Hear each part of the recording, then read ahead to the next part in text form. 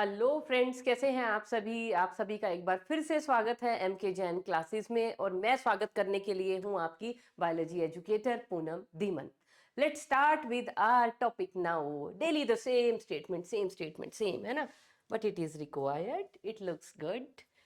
Okay, start with our topic today. क्या topic रहेगा आज हमारा? हमने मोनेरा कंप्लीट कर लिया है, तो now will move ahead ahead to Protista. तो आज का हमारा जो टॉपिक रहेगा वो रहेगा किंगडम प्रोटिस्टा को स्टडी करना,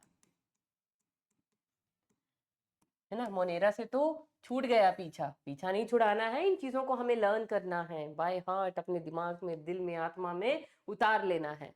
तो अब आ गया हमारे पास किंगडम प्रोटिस्टा। भाई किनका किंगडम है? स्पेशली बनाना पड़ा था। किसने मेहनत की थी इसको बनाने के लिए, याद है? किसने बनाया था? थ्री किंगडम क्लासिफिकेशन सिस्टम किन्होंने दिया था? Ernst Haeckel. तो किसने बनाया था Protista? This was designed by Ernst Haeckel. किसके लिए बनाया था? प्रॉब्लम क्रिएट हो रही थी ना, सारी बायोलॉजिकल क्लासिफिकेशन में पढ़ ली हमने। क्या प्रॉब्लम क्रिएट हो रही थी? वो प्रॉब्लम क्रिएट हो रही थी फॉर यूनिसेलुलर यूकैरियोट्स, क्योंकि यूकैरियोट प्रोकैरियोट इकट्ठे पड़े हुए थे। तो यूनिसेलुलर यूकैरियोट्स को ही अलग किया गया और किसके अंदर डाल दिया गया? इन फाइलम प्रोटिस्टा। तो यहाँ पे हमने किन्हें प्लेस किया है? हमने नहीं किया है, मिस्टर हैकल ने किया है। तो यूनिसेलुलर यूकैरियोट्स। चलिए, अब यूनिसेलुलर यूकैरियोट्स कहाँ पे मिलते हैं पता है? Mostly aquatic. ज्यादातर ये कहाँ मिलेंगे? पानी के अंदर। But terrestrial also. पर मैंने मोस्टली उधर लगा दिया ना, तो उस पर ज्यादा फोकस रखना है। But terrestrial also. और बताती हूँ।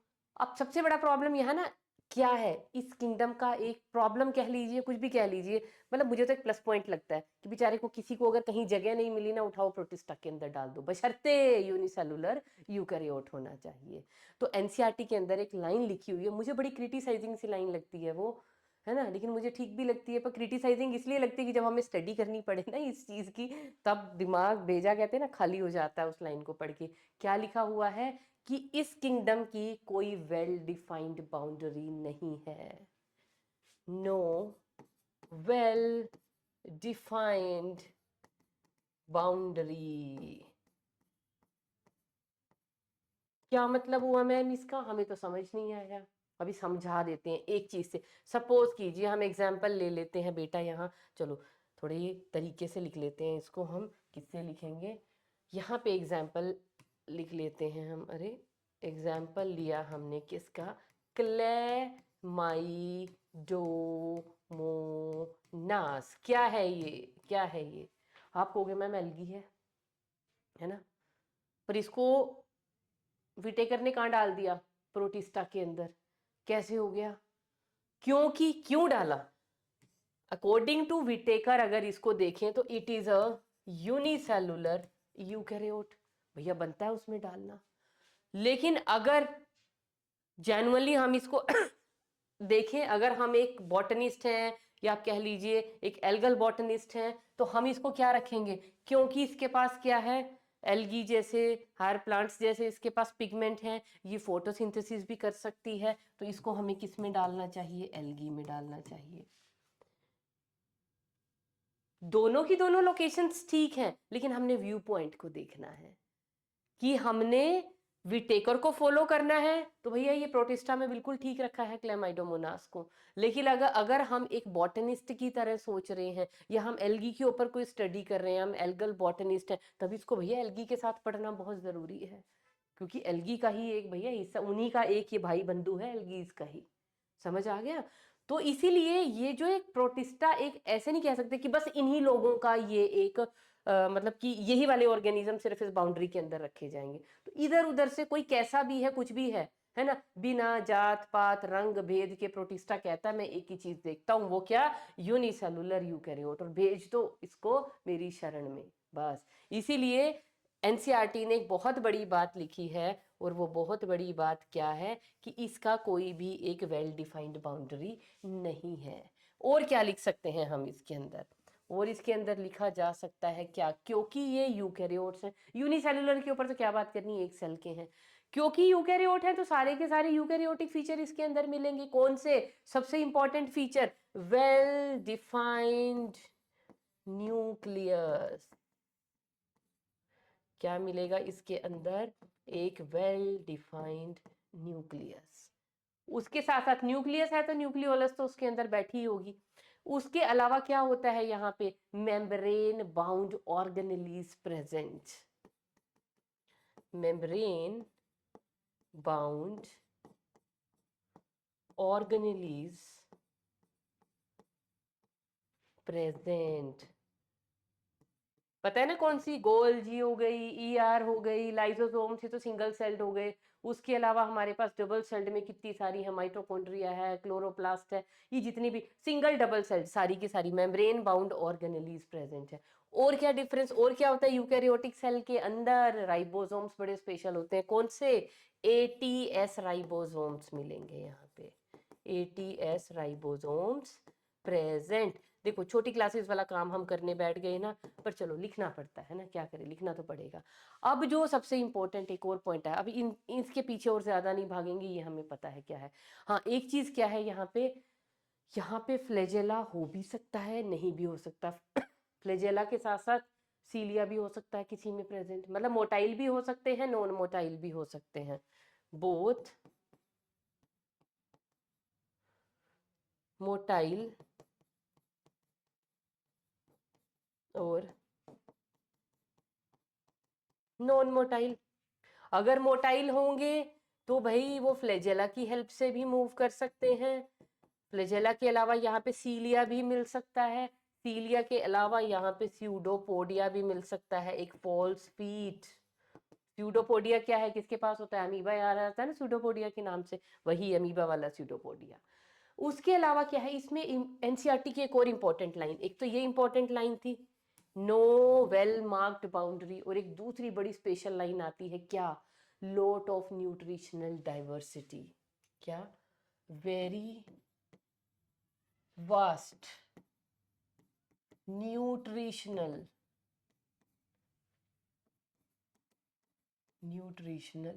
डाइवर्सिटी। मोनेरन्स की क्या क्वालिटी थी?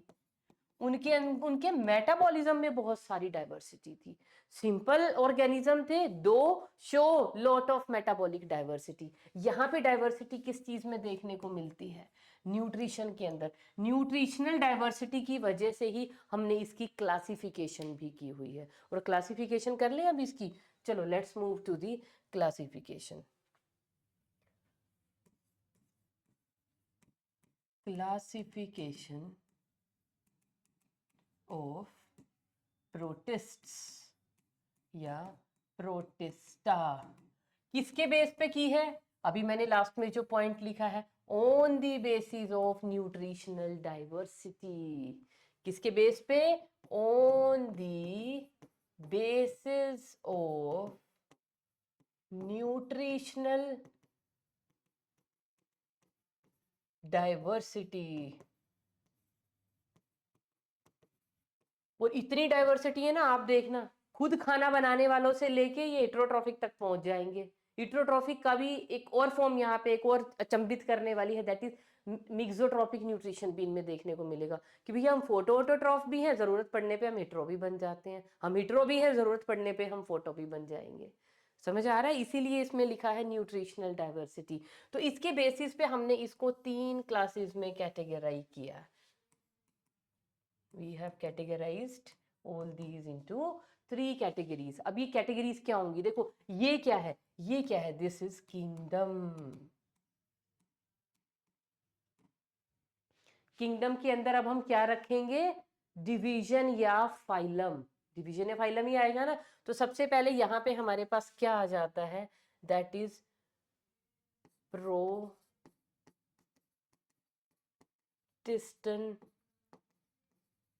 एल्गी। क्या आएगी? Protistan algae. अभी देखो इसके ऊपर भी कुछ समझाने वाली हूं मैं आपको। उसके बाद आएंगी प्रोटिस्टन फंजाई, और उसके बाद हमारे पास क्या आएंगे? प्रोटोजोन्स या प्रोटोजोन प्रोटिस्ट्स, और इनको हम क्या बोल सकते हैं, और इनको हम बोलते हैं एल्गल प्रोटिस्ट।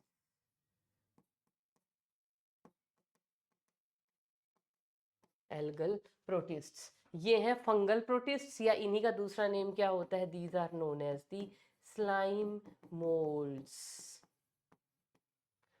और यहाँ पे जोन आ गया मतलब जूओ, तो ये किससे रिजेंबल करे। अब तीनों के देखो नेम से आपको कुछ समझ में आ रहा है कि ये जो है ना प्रोटिस्टन एल्गी, मतलब अभी हमने एक स्टेटमेंट भी लिखा कि प्रोटिस्टा की कोई भी वेल मार्क्ड बाउंड्री नहीं है। वेल मार्क्ड बाउंड्री का मतलब जैसे मोनेरा में हमें पता है क्या आना है, बैक्टीरिया ही बैक्टीरिया आएंगे। किंगडम फंजाई के अंदर हमें पता है we'll study only about fungus, fungus and fungus. Plantae में हम सिर्फ प्लांट्स की स्टडी करेंगे, lower plants higher plants. Animalia में हर टाइप का एनिमल पढ़ लेंगे। भैया प्रोटिस्टा के अंदर देखो प्रोटिस्टन एल्गी, मतलब कि प्रोटिस्ट जो हैं वो प्लांट लाइक भी हो सकते हैं। स्लाइम मोल्ड्स, मोल्ड से आपको क्या समझ आ रहा है, फंगस, तो ये फंजाई लाइक भी हो सकते हैं। और जोन से क्या पता चल रहा है, जू वर्ड से आया है, एनिमल्स लाइक भी हो सकते हैं। तो भैया प्रोटिस्ट के अंदर देखा कैसे कैसे मेंबर्स पड़े हुए हैं, कुछ प्लांट लाइक, कुछ फंगस लाइक, और कुछ किस जैसे, एनिमल लाइक। तो इसी वजह से अब एक चीज हम ऐड करेंगे कहाँ पे, हमारे यहाँ पे जो हम इंट्रोडक्शन लिखी है हमने किंगडम प्रोटिस्टा की, क्या कि these are ancestors of all, just add these are ancestors of all eukaryotic organisms। क्योंकि भैया प्रोटिस्ट, अभी प्रोटिस्टा से पहले हम लोग मोनेरा पढ़ के आए हैं, सभी के सभी कौन पढ़े हुए थे, यूनिसेलुलर प्रोकैरियोट। ये पहली बार यूकैरियोटिक ऑर्गेनिज्म आए, और इन यूकैरियोटिक ऑर्गेनिज्म से ही देखो हमने, जब मैंने विटेकर का क्लासिफिकेशन पढ़ाया था तो हमने यहाँ पे एक डायग्राम बनाया था ना कि सबसे पहले कौन आए, मोनेरन। मोनेरा की क्या स्पेशलिटी थी, यूनिसेलुलर प्रोकैरियोट। इनसे इवॉल्व होके कौन बने, कौन बने प्रोटिस्टा। प्रोटिस्टा कौन थे, इनके साथ साथ जिन बच्चों को नहीं याद या लिखते रहेंगे, यूनिसेलुलर यूकैरियोट, इनके नीचे लिखेंगे यूनिसेलुलर प्रोकैरियोट। तो यूनिसेलुलर प्रोकैरियोट से कौन इवॉल्व हुआ, यूनिसेलुलर यूकैरियोट, और यूनिसेलुलर यूकैरियोट से क्या बना, ये देखो कौन इवॉल्व हुए, यहीं से फंजाई इवॉल्व हुआ, यहीं से प्लांटी इवॉल्व हुआ, और यहीं से एनिमेलिया इवॉल्व हुआ। तो जितने भी मल्टी सेलुलर यूकैरियोटिक ऑर्गेनिजम्स है ना, वो कहाँ से इवॉल्व हुए हैं, उनके एंसेस्टर्स कौन रहे होंगे, प्रोटिस्टा इनका एंसेस्टर था। अरे आज मेरी कुछ स्पेलिंग मिस्टेक हो रही है मुझे लग रहा है ना। तो ये एंसेस्टर था इन सब मल्टी सेलुलर यूकैरियोट्स का। और प्रोटिस्टा के लिए एक बात और बोली जाती है कि it is the connecting link between prokaryotes and eukaryotes, ये भी आप लिख सकते हो, connecting link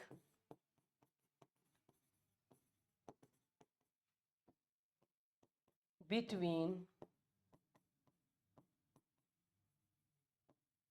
prokaryotes and eukaryotes. Got it.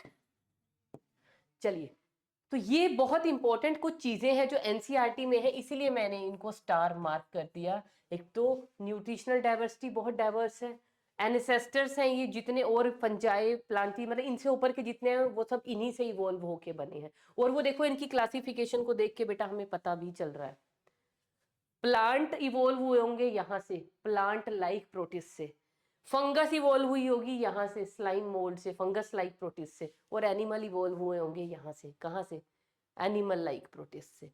समझ आ रहा है। तो इनकी क्लासिफिकेशन से ही हमें समझ आ रहा है कि भैया यही आगे इवॉल्व होके इन्होंने क्या बनाए होंगे, multi cellular higher eukaryotic organisms बनाए होंगे। Got it. तो अब यहाँ पे हमने क्या लिखना है, यहाँ पे अब हम क्या करेंगे, इसके नीचे लिखेंगे इन डिविजन्स के नीचे कि हमें इनमें पढ़ना क्या क्या है। यहाँ पे बेटा हम पढ़ेंगे, ये वाले टेबल के अंदर हम पढ़ेंगे 3 क्लासेस। कौन सी? क्राइसोफाइटा, एक हम पढ़ेंगे पायरोफाइटा, और एक हम पढ़ेंगे यूग्लिनोफाइटा। 3 क्लासेस हम लोगों को यहाँ पे पढ़नी है। क्राइसोफाइटा को हम क्या बोलते हैं? Golden algae. पायरोफाइटा को हम क्या बोलते हैं? This is known as the fire algae.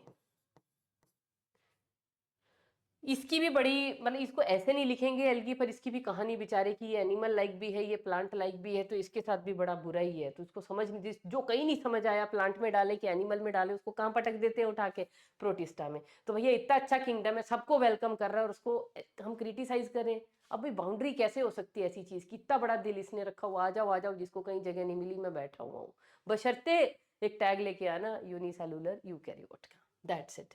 प्रोटिस्टेंट fungi के अंदर हम क्या पढ़ेंगे? Slime mold. Slime mold acellular भी होते हैं और स्लाइम मोल्ड सेलुलर भी होते हैं। तो acellular and cellular slime molds की स्टडी करेंगे यहाँ पे। और यहाँ पे हम लोग क्या क्या पढ़ेंगे? ये मैंने क्या लिखा? अच्छा ए। यहाँ पे हम किस किस की स्टडी करेंगे? यहाँ पे हम लोग पढ़ेंगे सीलिएट्स, सार्कोडीन्स, मतलब अगर क्लासेस की बात करें, सीलिएटा, सार्कोडीना, फ्लैजेलेटा और स्पोरोजोआ। स्पोरोजोआ। तो सीलिएटा है ना, सीलिएटा,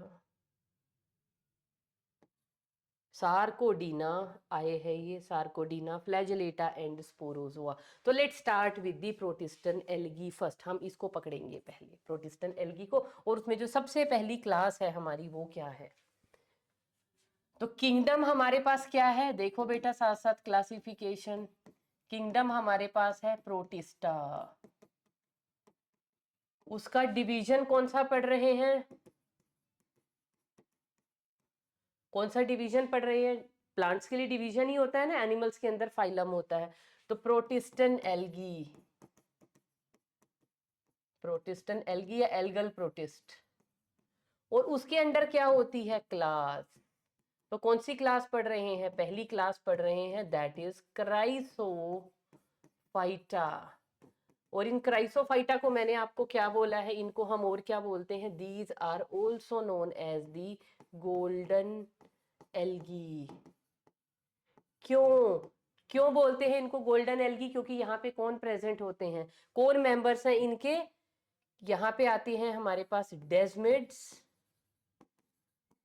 एंड डाई एटम्स। क्या चीजें स्टडी करेंगे हम यहाँ पे? डेस्मिड्स को स्टडी करेंगे और डाई एटम्स को स्टडी करेंगे। कहाँ पे रहते हैं यूजुअली? मोस्टली फ्रेश वाटर,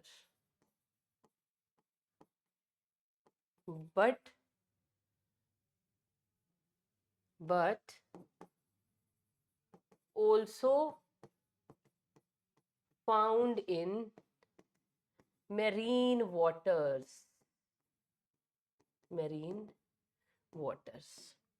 उसके अलावा और क्या इनकी स्पेशलिटी है? इनकी जो बॉडी है ना बेटा, दैट बॉडी इज, अच्छा सबसे बड़ी एक चीज लिख लो उससे पहले, इनका जो भी हमें स्टेज जो हम स्टडी करें उसमें कोई भी फ्लैजेला इनके पास नहीं होता। नो फ्लैजेला मीन्स फ्लैजेला इनमें एब्सेंट होता है, फ्लैजेला एब्सेंट। सेल वॉल किस चीज की बनी हुई है? बहुत पेक्यूलियर है इन तीनों में। हम ना एक कंपैरेटिव डिफरेंस भी करेंगे लास्ट में तीनों क्लासेस में, और वो आना बहुत जरूरी है। पहले इंडिविजुअल हर एक क्लास को हम लोग पढ़ लेते हैं। तो इनके अंदर जो सेल वॉल है, इनकी सेल वॉल किस चीज की बनी हुई है? सेल वॉल बनी हुई है बेटा इनकी सिलिका की। किस चीज की बनी हुई है? Silica. Cell wall is made up of silica, इसीलिए हम उस सेल वॉल को क्या बोलते हैं? इट इज सिलिशियस या silicaceous, made up of silica. और सिलिका क्या होता है? It is indestructible material, it is indestructible material. तो इसका भी फर्दर बताऊंगी मैं आपको आगे जब इसकी इकोनॉमिक इंपॉर्टेंस लिखेंगे। सेल वॉल के बाद अगर मैं इसकी बॉडी शेप की बात करूं तो बॉडी शेप कैसी है, दीज आर मतलब soap case like, body is soap case like in appearance. आप कहोगे क्यों मैम, देखो कैसे, जैसे सोप केस का होता है ना, एक नीचे का होता है उसके ऊपर एक ऊपर ढकने का, ये तो नीचे का बेस हो गया जिसपे आप सोप को रखते हो, ऊपर क्या करते हैं उस ढक्कन से उसको ढक देते हैं। तो इस तरह का स्ट्रक्चर है इनका। अरे तो ये क्या है हमारे पास, it is lower case, this is upper case. अरे अरे अरे अरे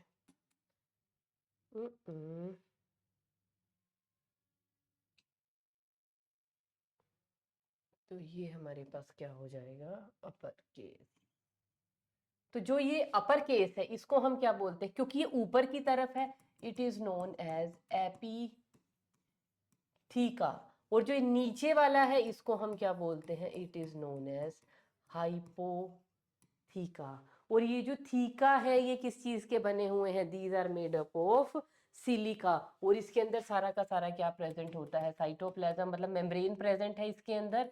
उस मेम्ब्रेन के अंदर क्या प्रेजेंट है, न्यूक्लियस प्रेजेंट है, साइटोप्लाज्म, और सारी की सारी यूकैरियोटिक ऑर्गेनेलीज प्रेजेंट है हमारे पास। तो कैसा स्ट्रक्चर है, कैसी बॉडी है इनकी, सोप केस टाइप की। अच्छा अब देख लेते हैं इनके अंदर क्या है। अब क्योंकि मैंने क्या कहा है, ये क्या है, एल्गी है। एल्गी हैं तो मैम कैसे होंगे ये होंगे बेटा फोटो ओटोट्रॉफ्स। फोटोट्रॉफ का मतलब समझते हो ना, फोटोसिंथेसिस करेंगे, कैपेबल ऑफ डूइंग फोटोसिंथेसिस, कि सनलाइट को यूज करके हम अपना खाना बना सकते हैं अपने आप। तो उसके लिए किस चीज की जरूरत पड़ती है, फोटोसिंथेटिक पिगमेंट्स की जरूरत पड़ती है। और वो फोटोसिंथेटिक पिगमेंट्स यहाँ पे कौन से होंगे, देखो साइनोबैक्टीरिया पढ़ा था ना हमने पिछले लेक्चर में, वहां पे हमने एक चीज देख ली थी, क्लोरोफिल ए तो आ गया था, जबकि मोनेरा में, बैक्टीरिया में कभी भी क्लोरोफिल ए नहीं मिलता। कौन से पिगमेंट थे, बैक्टीरियो परप्यूरिन एंड बैक्टीरियो विरिडिन। लेकिन साइनोबैक्टीरिया में फॉर द फर्स्ट टाइम क्या आ गया था, क्लोरोफिल ए। एवोल्यूशन हो रही है ना, तो क्लोरोफिल ए अब आ चुका है, तो इनमें तो होगा ही होगा, ये तो उससे नेक्स्ट किंगडम है, उनसे थोड़े ज्यादा इवॉल्व है, यूकैरियोट्स हैं। तो यहाँ पे फोटोसिंथेटिक पिगमेंट कौन कौन से होंगे, क्लोरोफिल ए तो है ही। अब क्लोरोफिल ए हर चीज में होगा जो फोटोसिंथेसिस करेगी, इसलिए इसको अब हम क्या बोलेंगे, यूनिवर्सल पिगमेंट। इसके अलावा यहाँ पे क्या प्रेजेंट होगा, क्लोरोफिल सी। उसके अलावा क्या प्रेजेंट होंगी यहाँ पे, कैरोटीन्स या कैरोटीनॉइड्स। और क्या प्रेजेंट होंगे यहाँ पे, प्रेजेंट होंगी ज़ैंथोफिल्स। तो इन सारे के सारे पिगमेंट्स का यूज करके ये डायटम्स क्या बनाते हैं, अपना खाना बनाते हैं। तो इनको हम क्या बोलेंगे, फोटो ओटोट्रॉफ्स। अब इनके अंदर रिप्रोडक्शन कैसे होती है, रिप्रोडक्शन दोनों तरीके से होती है। कैसे, reproduction both asexual as well as sexual। अब एसेक्सुअल में सबसे जबरदस्त तरीका क्या होता है, दैट इज बाइनरी फिशन।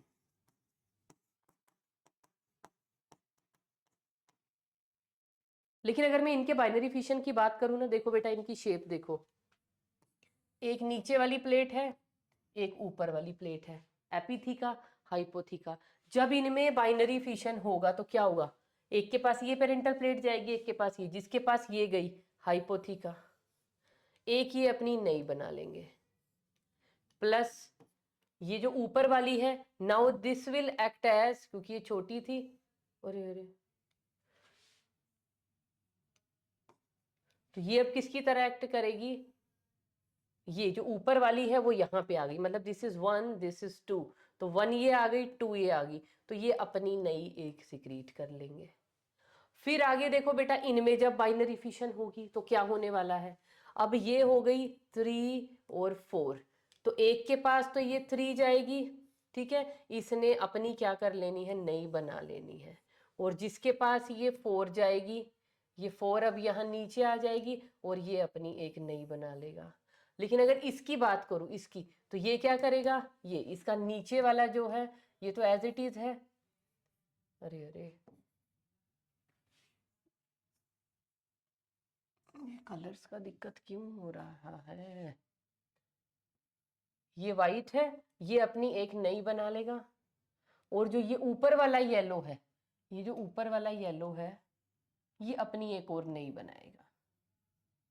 मतलब वो नई कैसी होनी चाहिए, दैट शुड बी वाइट।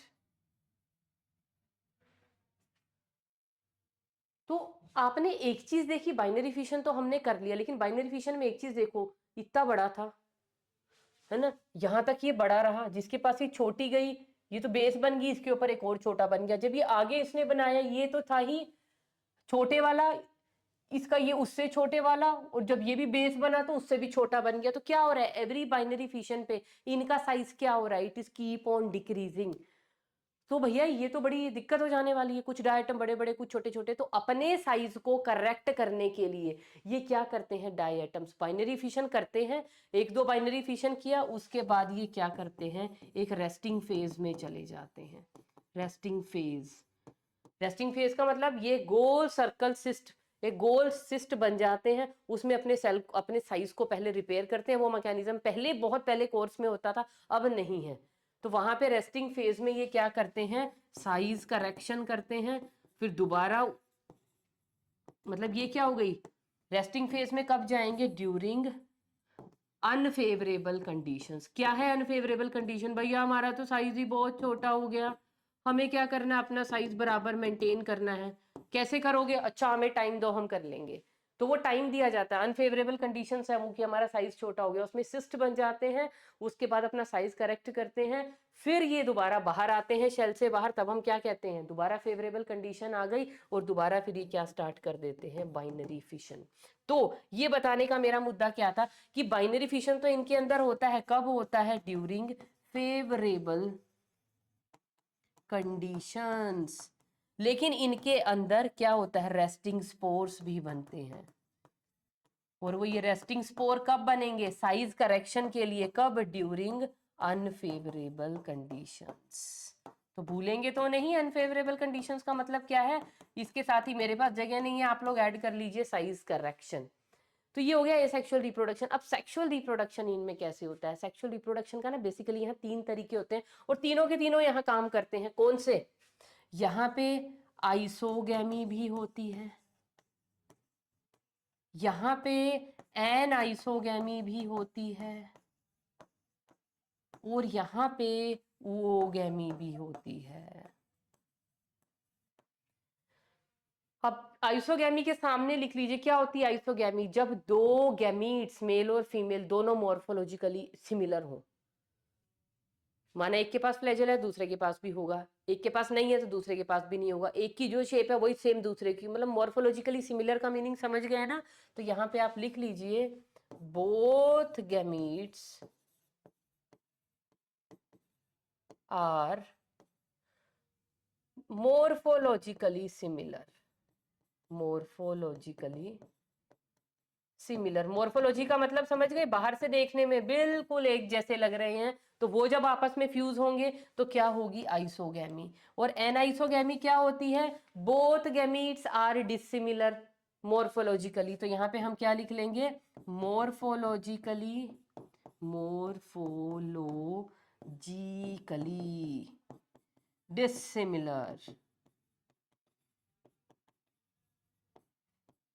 लेकिन अगर वो गैमी की बात करूं, ये एनाइसोगैमी ही है, दोनों डिसिमिलर होंगे, लेकिन यहाँ पे क्या होगा, एक बड़ा होगा एक छोटा होगा। तो वो गैमी को क्या करें, क्या करें, चलो कोई कुछ नहीं करते हैं, यहीं पे जगह बनाते हैं।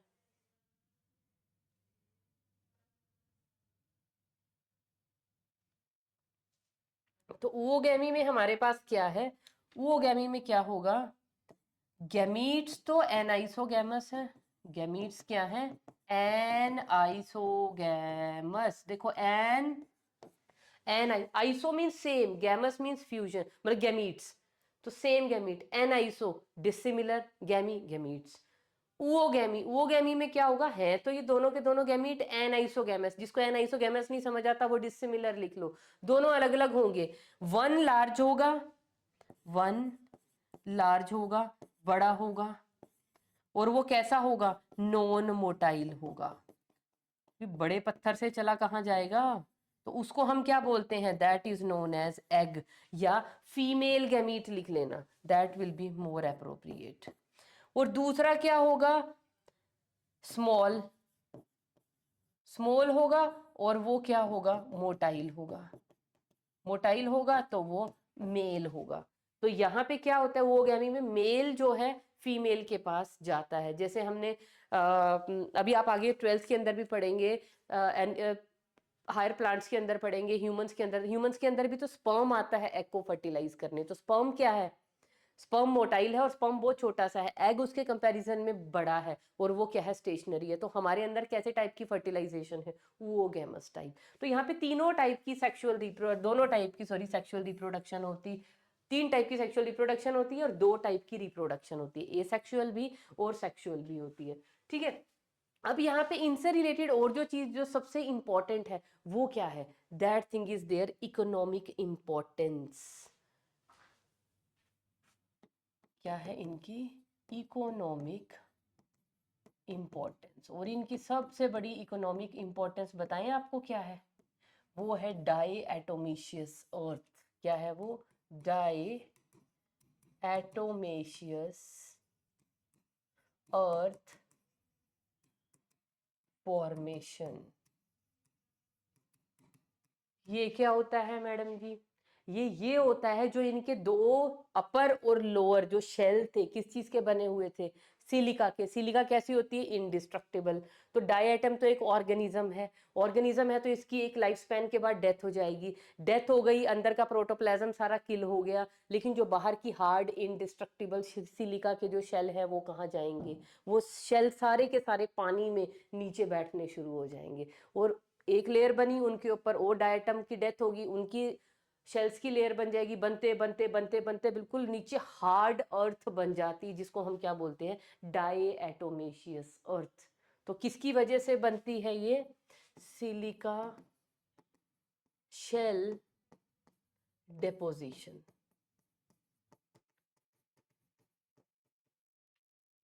क्या इकोनॉमिक इंपॉर्टेंस है मैम इसकी, लिख लीजिए जी, क्या इकोनॉमिक इंपॉर्टेंस है, सिरप्स एंड ऑयल्स की फिल्टरेशन।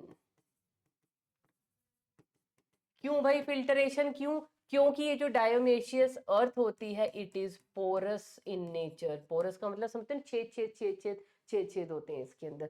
उसके अलावा क्योंकि ये कैसी होती है, ग्रीटी भी होती है। हमारी एनसीईआरटी के अंदर ये टर्म लिखी हुई है, ग्रीटी, GRITTY। ग्रीटी का मतलब समझ रहे हो, खुरदरापन है इसके अंदर। तो जैसे सैंड पेपर को यूज करते हैं ना घिसाई के लिए, सैंड पेपर्स पता है ना, पुट्टी वुट्टी घर में करते हैं उसको सैंड पेपर से घिसाते हैं, और भी बहुत सारी जगह यूज आता है सैंड पेपर।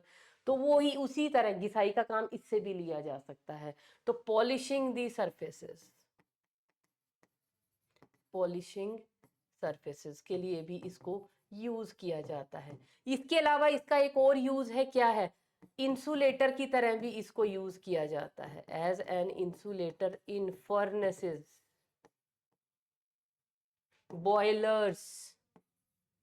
फर्नेसेस में यूज कर सकते हो, बॉयलर्स में यूज कर सकते हो, रेफ्रिजरेटर्स में इसका यूज किया जाता है। तो इतने सारे इस डायो एटोमेशियस अर्थ के क्या हैं, यूजेस हैं। तो इसके साथ बेटा हमारा क्या खत्म हो जाता है, ये जो एक क्राइसोफाइटा नाम की क्लास है ना, खत्म हो जाती है। इसके अंदर क्या है, गोल्डन एल्गी है, और वो गोल्डन एल्गी क्या है, दोनों है, डेजमिड्स और डायटम्स को कलेक्टिवली बोलते हैं। क्या मेन फीचर है इनका, ये डायोएटमेशियस अर्थ, क्योंकि ये इंडिस्ट्रक्टिबल मटेरियल है तो ये क्या बना देता है, ये बना देता है डाई एटोमाइट नाम का सब्सटेंस। और ये डाई एटोमाइट नीचे इकट्ठा होता रहता है अर्थ पे, तो क्या बन जाता है, अर्थ पे नहीं, कहाँ पे, अर्थ पानी के अंदर मिल रहे हैं ना, तो एक्वेटिक बॉडीज के अंदर, नीचे नीचे deep ocean, deep water bodies के अंदर। तो क्राइसोफाइटा हमारे पास खत्म हो गया। Now we will move on to the second class of algae, जिसको हम बोलते हैं पायरोफाइटा। Let's move on to the second class. Second class is Pyrophyta. और पायरोफाइटा क्या है? These are known as, क्या लिखा था इनके लिए? इनको हम बोलते हैं फायर एल्गी। क्यों बोलते हैं वो अभी बताऊंगी। अभी इनके सारे यूजेस में, इकोनॉमिक इंपॉर्टेंस में वो चीज आएगी। ये कहाँ पे मिलते हैं? These are mostly marine. क्या है? मोस्टली मेरीन, खारे पानी में ही ज्यादा मिलेंगे। अब इनके अंदर किनको इंक्लूड किया गया? कैसे ऑर्गेनिजम्स हम यहाँ पे पढ़ेंगे? डायनोफ्लैजिलेट्स।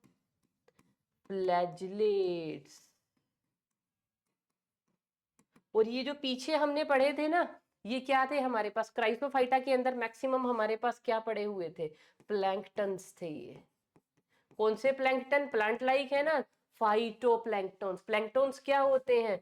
जो फ्लोट करते रहते हैं, फ्री फ्लोटिंग है भाई, ये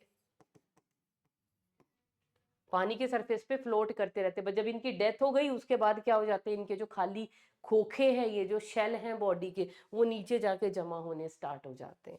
गॉट इट? अच्छा, यहाँ पे है डायनोफ्लैजिलेट। Now why dinoflagellate? अब आपको नाम से ही पता चल रहा होगा इनको डायनोफ्लैजिलेट क्यों बोलते हैं। Dino means two, flagellates means flagella. तो क्या है इनके पास? Two flagella, two type of flagella. और वो दो टाइप के फ्लैजेला कैसे हैं? एक फ्लैजेला है इनके पास, कौन सा? Transverse flagella. और एक है इनके पास लॉन्गिट्यूडनल फ्लैजेला। और जो इनकी बॉडी है ना बेटा, जैसे वहां पे सेल वॉल किस चीज की बनी हुई थी? सिलिका की। यहाँ पे जो सेल वॉल है, cell wall, it is made up of cellulose. और सेल्यूलोज भी कैसा? Impregnated with pectins. उस सिलिका, उस सेल्यूलोज के बाहर क्या जमा हो गए? पैक्टिन्स के रेजिड्यू, जिसकी वजह से वो क्या हो गई? कंपैरेटिवली हार्ड हो गई। ठीक है। अब अगर मैं इनकी एक बॉडी का यहाँ पे स्ट्रक्चर बनाऊं, वैसे तो हम एक इमेज भी लाए थे, चलो उस इमेज को देख लो। चलो पहले उस इमेज को देख लो, फिर साफ सुथरी मैं बना के दिखाऊंगी आपको इमेज, है ना। This is the image. ये है हमारे पास डायनोफ्लैजिलेट। और ये इमेज मैंने कहाँ से लिया है? ये लिया है आपकी एनसीईआरटी की बुक से। ये एक डायनोफ्लैजिलेट है। इसमें आपको कुछ भी नहीं नजर आ रहा होगा मेरे ख्याल से, है ना। चलो इसको एक काम करते हैं, इसका बैकग्राउंड चेंज करके देखते हैं। Yes, now it is visible. देखो इसमें अब आपको दो टाइप के फ्लैजेला दिखाई दे रहे हैं बेटा। एक फ्लैजेलम तो ये दिखाई दे रहा है, दिस इज वन फ्लैजेला। और एक फ्लैजेला ना यहाँ से घूम रहा है, जो पीछे से घूम गया है वो नहीं दिखेगा, वो मैं बना देती हूँ ऐसे। एक फ्लैजेला ऐसे। इनकी जो बॉडी है, देखो बॉडी अगर मैं ड्रॉ करूँ इनकी,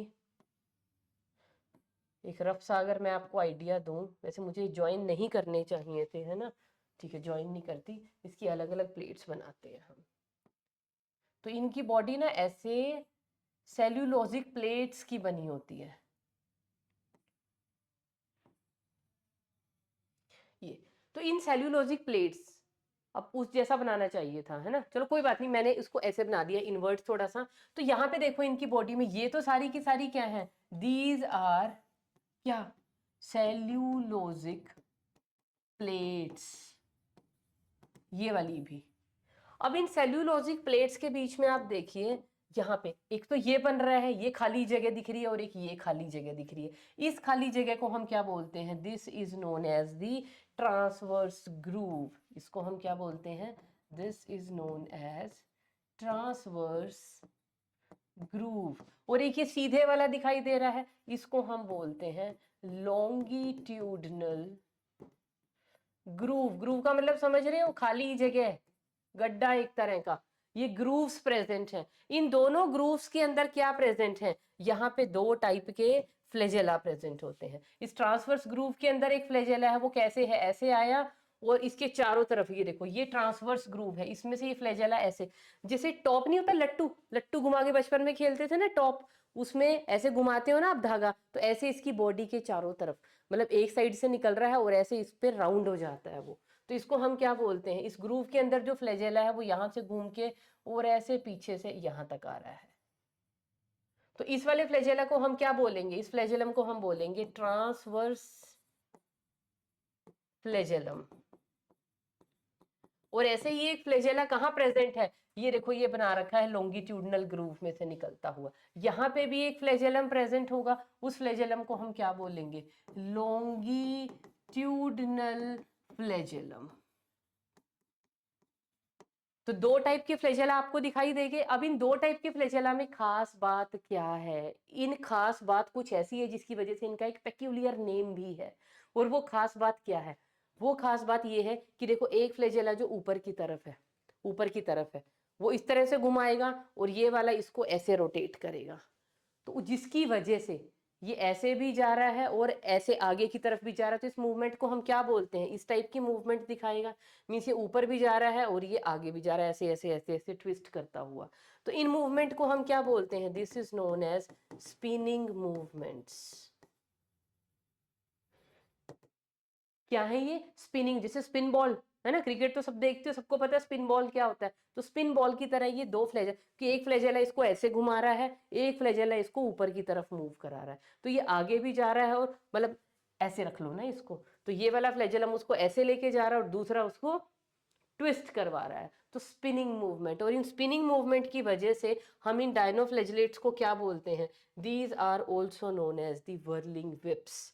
तो ये जो सेल वॉल है सेल्यूलोज की बनी होती है, हार्ड क्यों है, पैक्टिन्स की, और जो टू फ्लैजेला है, तो ये वाला जो फ्लैजेलम हम लिखेंगे ट्रांसवर्स, ये कहाँ पे प्रेजेंट होता है, this transverse flagella is present in the transverse groove, और लॉन्गिट्यूडनल वाला कहाँ प्रेजेंट होगा, इन दी लॉन्गिट्यूडनल ग्रूव। बॉडी मैंने पीछे बना दी है स्लाइड में, और इन दोनों की इकट्ठी मूवमेंट की वजह से कैसी मूवमेंट होती है इनकी, स्पिनिंग मूवमेंट, और इन स्पिनिंग मूवमेंट की वजह से हम इनको क्या बोलते हैं, विर्लिंग वर्लिंग विप्स।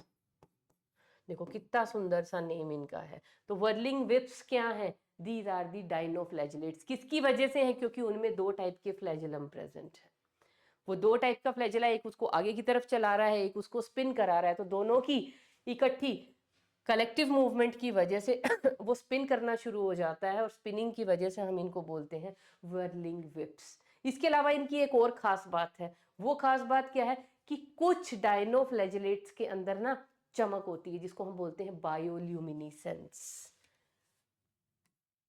तो क्या फिनोमिना है, बायोल्यूमिनेसेंस।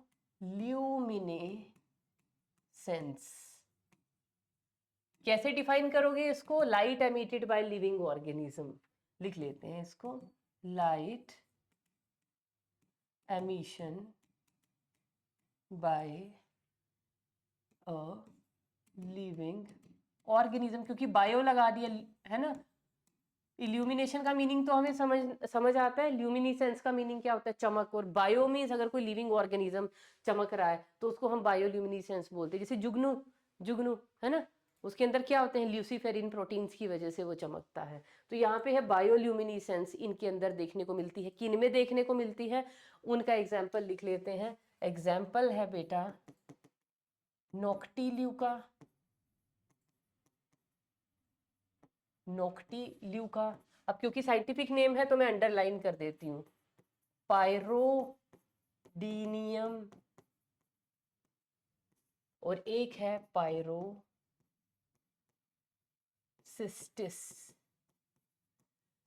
तो तीन है हमारे पास, और भी हैं इस लिस्ट में, लेकिन मेन हमें ये तीन याद रखने हैं। तो इनमें क्या है, बायोल्यूमिनेसेंस, उसकी वजह से क्या है, वाटर बॉडी जो है, ओशंस जो है, रात को कई बार चमकते हुए दिखाई देते हैं, दूर से ऐसे लगेगा, वो एक आध मूवी के अंदर भी तो शूट हुआ है ना, वो मुझे याद नहीं आ रही वो क्या मूवी है, कौन सा वो सॉन्ग है, तो वहां पे भी बस आप बायोल्यूमिनेसेंस डाल देना ड्यू टू डाइनोफ्लैजिलेट्स, तो आपको काफी सारी इमेजेस दिखेंगी। तो रात को ऐसे लगता है जैसे समुद्र के अंदर छोटे छोटे छोटे छोटे मोती चमक रहे हैं ओशन के अंदर। तो वो मोती नहीं चमक रहे, वो किनकी बायोल्यूमिनेसेंस है, इन डाइनोफ्लैजिलेट्स की है। इसके अलावा इनका एक और इम्पॉर्टेंट फीचर है, दैट इज ये क्या करते हैं, रेड टाइड फॉर्मेशन। अब मेरे कुछ प्यारे प्यारे बच्चे क्या कहेंगे, मैम रेड टाइड फॉर्मेशन तो हमने मोनेरा में पढ़ ली थी। नहीं, वो क्या थी, दैट वॉज रेड सी। अब मैं पढ़ा रही हूँ रेड टाइड, किसकी वजह से होती है, एग्जाम्पल क्या है, पहले एग्जाम्पल लिख लेते हैं फिर एक्सप्लेन कर दूंगी। गोनियालॉक्स, गोनियालॉक्स, और दूसरा है जिम्नोडीनियम।